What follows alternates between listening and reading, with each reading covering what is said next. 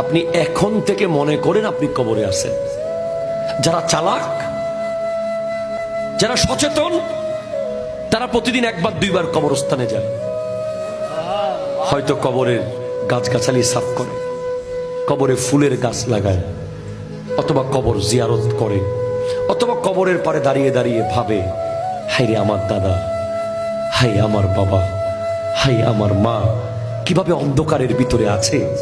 হ্যাঁ, আমার নবী সেটাই বলেছেন, প্রতিদিন যে ব্যক্তি 20 বার মৃত্যুর কথা স্মরণ করবে, কাল হাসরের মাঠে তাকে আল্লাহ শহীদদের সাথে রাখবে। আপনি কবরস্থানে আছেন মনে করে চলাফেরা করেন। কবরে থাকলে কি মিথ্যা বলা যায়?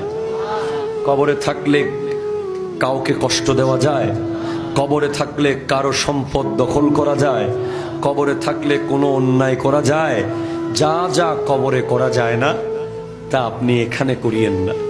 যা যা কবরে করা যেতে পারে যদি আল্লাহ চায়, কোরআন তিলাওয়াত, নামাজ, নেক আমল, তা তা করেন।